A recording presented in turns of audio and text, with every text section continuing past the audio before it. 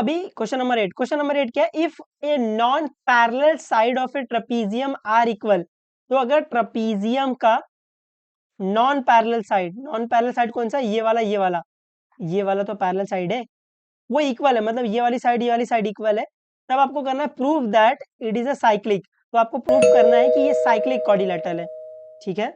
तो यहाँ पर पहले ट्रेपीजियम बना लेंगे, इसको नामकरण भी कर लो, नाम रख लिया है ए बी सी और डी, ठीक है।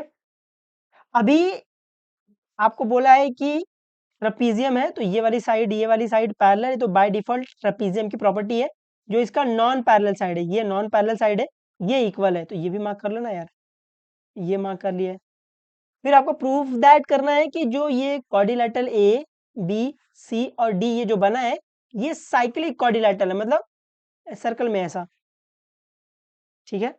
तो सोल्यूशन में पहला गिवन लिखेंगे, फिर क्या प्रूफ दैट करना है वो लिखेंगे, फिर सोल्यूशन।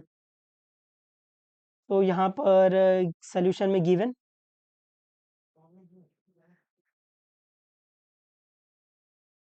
में आपको दिया है कि जो आपका quadrilateral A B C D है, इज अ ट्रेपीजियम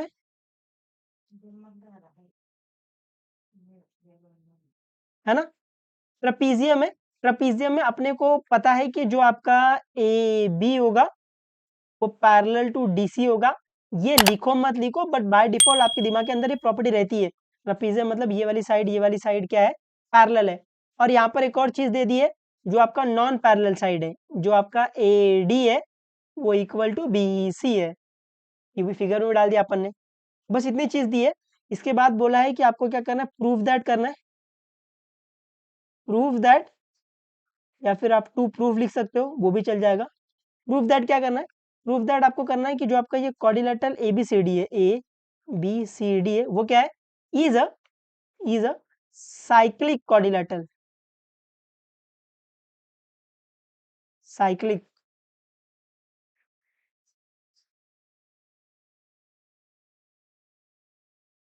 समझा रहेगा थोड़ा बहुत, है ना। तो ये आपका गिवन हो गया, ये आपका प्रूफ दैट करना है। अब कैसे दिखाएंगे कि ये साइक्लिक क्वाड्रिलेटरल है, तो साइक्लिक क्वाड्रिलेटरल दिखाने के लिए आपके पास सिर्फ एक ही प्रॉपर्टी है कि अपोजिट एंगल को सप्लीमेंट्री दिखा दो, है ना। तो यहाँ पर अगर ये मेरे को दिखाना है, मेरे को दिखाना पड़ेगा that is opposite angle, opposite angle are supplementary,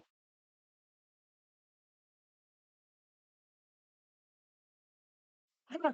आपको अपोजिट एंगल को 180 डिग्री दिखाना पड़ेगा, मतलब angle A plus angle C is equal to 180 degree दिखाएंगे अपन, है ना। यहाँ पर अपन ये दिखाएंगे कि अगर मैं angle A plus angle C करता हूं, तो वो 180 डिग्री के इक्वल आएगा। अगर वो इक्वल आ गया तो ये साइक्लिक अपने आप हो जाएगा। उम्मीद है आपको समझा थोड़ा बहुत, है ना। तो यहाँ पे चाहिए तो मैं लिख देता हूँ, इसका मतलब मेरे को दिखाऊंगा मैं angle A plus angle C is equal to 180 degree, और जैसे मैंने ये दिखा दिया, मैं चुपचाप इसको साइक्लिक क्वाड्रिलेटरल बोल दूंगा ना यार। उम्मीद है आपको ये लॉजिक समझा थोड़ा बहुत, पक्का मान ले, मान लेते हैं। अभी सोल्यूशन में,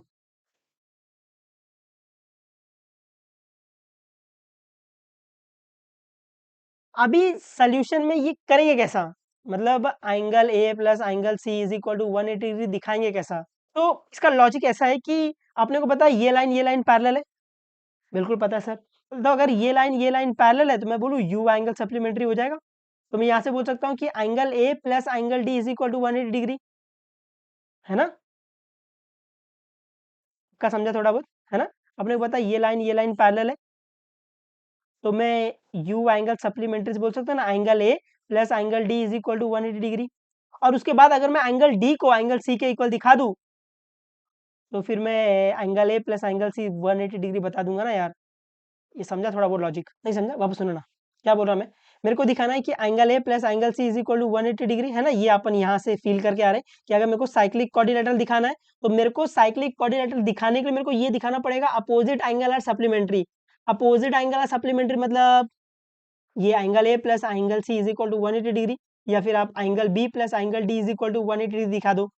तो अगर मेरे को ये दिखाना है angle A plus angle C is equal to 180 degree, तो उसके लिए मैंने क्या देखा कि मैं डायरेक्ट डायरेक्ट तो मेरे को नहीं दिख रहा है, बट मेरे को दिख रहा है ये लाइन पैरेलल है, तो वो यू एंगल सप्लीमेंट्री की मदद से मैं angle A plus angle D is equal to 180 degree बोल सकता हूँ, है ना। चाहिए तो मैं यहाँ पे लिख देता हूँ आपके लिए। इसको दिखाने के लिए मेरे को यहाँ पर दिख रहा है कि जो आपका ए बी है, ये इतना नहीं लिखते हैं, A B is parallel to B C है, तो देयरफॉर अपन बोल सकते हैं जो आपका एंगल ए है प्लस एंगल डी है वो इज इक्वल टू 180 डिग्री आएगा। अब मेरा काम सिर्फ ये है कि ये जो एंगल डी को है ना एंगल सी के इक्वल दिखाना। जैसे ही मैंने एंगल डी को एंगल सी के इक्वल दिखा दिया तो मैं बोल सकता हूँ ना angle A plus angle C is equal to 180 degree. ये समझा थोड़ा बहुत। अभी ये एंगल डी को एंगल सी के इक्वल दिखाने के लिए दो दो तरीके हैं। पहला जो तरीका मैं आपको सिखा रहा हूँ वो आपके बुक में नहीं है, मतलब ये पहले था जब सिलेबस उन्होंने छोटा किया, तो वो एक कॉन्सेप्ट आता था, ये ट्रेपीजियम के बाद आइसोसेलेस ट्रेपीजियम आता था, उसमें अपन एक प्रॉपर्टी पढ़ते थे। तो आइसोसेलेस ट्रेपीजियम क्या होता है वो बता देंगे आपको। यहाँ पर जो पहला मेथड है हम लोग इसको बोलते हैं, क्योंकि ये ट्रेपीजियम है और इसकी नॉन पैरेलल साइड इक्वल है, तो ये आइसोट्रेपीजियम बन जाता है। आइसोट्रेपीजियम की प्रॉपर्टी ये क्या है कि जो इसका बेस एंगल वो इक्वल है, ऐसे। तो यहाँ से angle D angle C directly मिल जाएगा। दूसरा जो तरीका है एंगल डी को एंगल सी के इक्वल दिखाने का, यहाँ पे एक परपेंडिकुलर लाइन ड्रॉ करते हैं, फिर इन दोनों ट्राइंगल को कॉन्ग्रेंट दिखा देते हैं, वहां से भी सिंपलिसिटी से बोल सकते हैं ये वाला एंगल इक्वल है। ठीक है, मैं दोनों तरीका आपको बता दूंगा, बट पहला इजी वही है, क्योंकि ये ट्रेपीजियम में अगर नॉन पैरेलल साइड इक्वल है तो ये आइसोट्रेपीजियम हो जाता है। अगर ये आइसोट्रेपीजियम हो जाएगा तो इसका बेस एंगल इक्वल हो जाएगा, यहाँ से directly angle D angle C के इक्वल मिल जाएगा। ठीक है, तो सोल्यूशन में पहला आपने को दिखा जो आपका quadrilateral A B C D है इज अ ट्रेपीजियम। ट्रेपीजियम है, एंड जो आपका non parallel side A D equal to B C दे दिया है, तो देयरफॉर मैं बोल सकता हूँ क्योंकि नॉन पैरेलल साइड इक्वल है, देयरफॉर जो आपका quadrilateral A B C D है इज ए आइसोट्रेपीजियम बन जाएगा, आइसोसेलेस ट्रेपीजियम।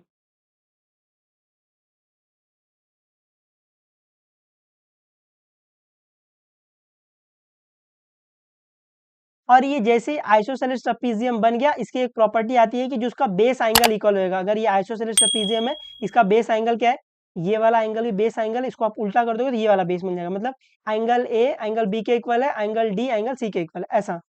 तो यहाँ से अपन बोल सकते हैं कि therefore base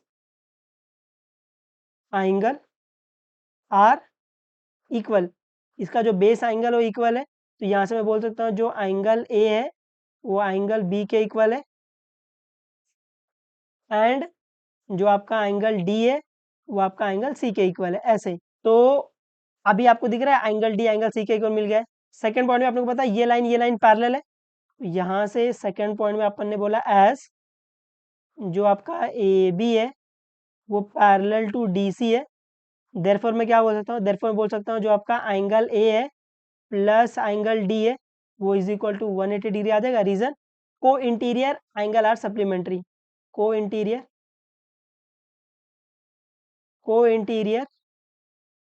angle are supplementary,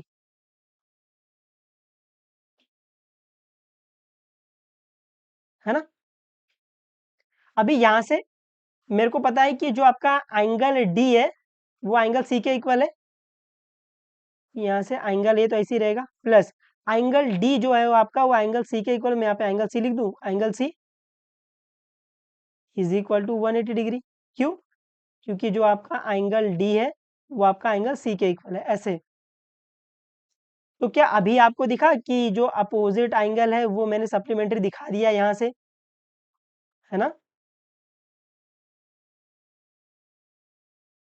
यहाँ से आपको दिख रहा है कि जो क्वाड्रिलेटरल में जो आपका अपोजिट एंगल है वो सप्लीमेंट्री आ गया है, देयरफॉर ये क्वाड्रिलेटरल क्या हो जाएगा, साइक्लिक क्वाड्रिलेटरल हो जाएगा।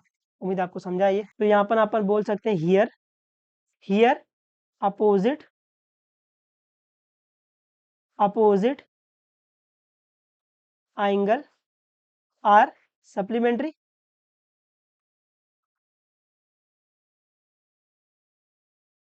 अपोजिट एंगल सप्लीमेंट्री, देयरफॉर अपन बोल सकते हैं जो आपका quadrilateral A B C D है इज अ साइक्लिक, क्वाड्रिलेटरल लिख दोगे तो भी चलेगा, साइक्लिक ट्रपीजियम लिख दोगे तो भी चलेगा,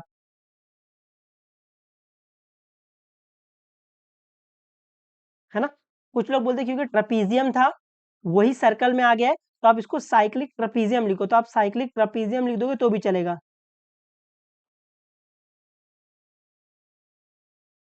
ठीक है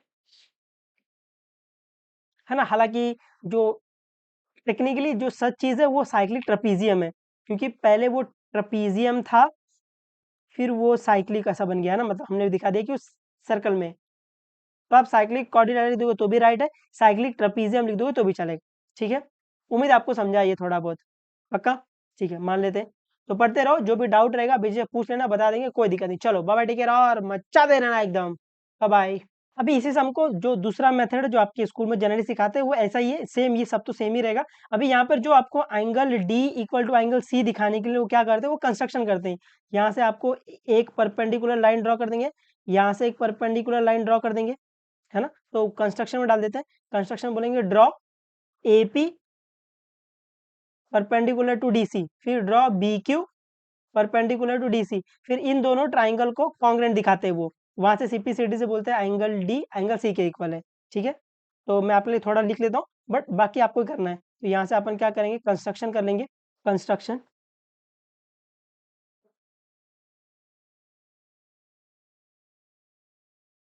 कंस्ट्रक्शन में क्या करेंगे अपन, कंस्ट्रक्शन में अपन करेंगे draw, draw AP perpendicular to DC and B Q perpendicular to DC. तो एक लाइन ड्रॉ कर लेंगे ऐसे, परपेंडिकुलर लाइन, ये आपका एपी हो गया, यहाँ से एक परपेंडिकुलर लाइन ड्रॉ कर लेंगे जो आपका ये बी क्यू हो गया। तो अभी आपका काम क्या है, ये एंगल डी एंगल सी को इक्वल दिखाने के लिए ये दोनों ट्राइंगल को कॉन्ग्रेंट दिखाना, ट्राइंगल ए पी डी और ट्राइंगल बी क्यू सी, इन दोनों ट्राइंगल को कॉन्ग्रेंट दिखा दोगे, बाय सीपीसीटी से बोल देना एंगल डी एंगल सी के इक्वल है। फिर वही आगे का स्टेप वही है कि ये लाइन पैरेलल, तो angle A plus angle D is equal to 180 degree, फिर एंगल डी एंगल सी के इक्वल है तो एंगल डी के जगह एंगल सी लिख देना, वो सब सेम ही रहेगा, ठीक है। और ये दो ट्राइंगल को इक्वल किससे दिखाएंगे या कॉन्ग्रेंट किससे दिखाएंगे, आरएचएस टेस्ट से, है ना। तो यहाँ से मैं थोड़ा सा लिख देता हूँ आपके लिए आगे। तो सोल्यूशन में पहला अपन लेंगे in triangle A P D and triangle B Q C. अभी इन दोनों ट्राइंगल में आपको जो कुछ भी सेम दिख रहा है वो लिखना स्टार्ट कर दो। तो यहाँ से आपको दिख रहा होगा जो आपका ए डी है वो इक्वल टू बी सी है, ये तो गिवन ही है। फिर आपको दिख रहा है जो आपका एंगल पी है वो इक्वल टू एंगल क्यू है, ये क्या आएगा, कंस्ट्रक्शन, है ना। अभी आपको दिख रहा है ये साइड मिल गया, ये एंगल मिल गया है, और आपको दिख रहा है ये ट्राइंगल में 90 डिग्री है और हाइपोटेनस इक्वल मिल गया है। तो अभी अगर एक और साइड इक्वल मिल जाए मेरा काम हो जाए। अपने को पता है ये दो लाइन पैरेलल है और दो पैरेलल लाइन के बीच में ये डिस्टेंस हमेशा सेम रहता है ना। तो यहाँ से आप लिख सकते हो जो आपका ए पी है वो इक्वल टू बी क्यू है, क्या बोलोगे, distance between two parallel line, distance between two parallel line, parallel lines, distance between two parallel lines are always equal, are always equal। तो अपन क्या बोल सकते हैं, therefore by RHS test, RHS test, by RHS test अपन क्या बोल सकते हैं, अपन बोल सकते हैं जो आपका ट्राइंगल ए पी डी है वो कॉन्ग्रेंट हो जाएगा ट्राइंगल बी क्यू सी के। जैसे ही ये ट्राइंगल कॉन्ग्रेंट हो गया तो सीपीसीटी से मैं बोल सकता हूँ कि एंगल डी एंगल सी के इक्वल हो जाएगा, एंगल डी एंगल सी के इक्वल हो जाएगा। यहाँ से अपन बोल सकते हैं देयरफॉर जो आपका एंगल डी है वो इक्वल टू एंगल सी हो जाएगा। रीजन क्या आएगा, C P C T.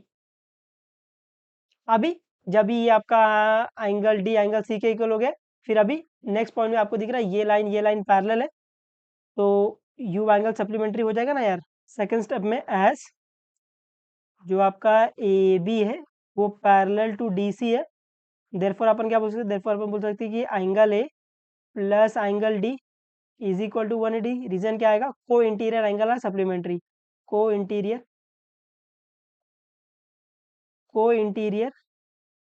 Angle are supplementary,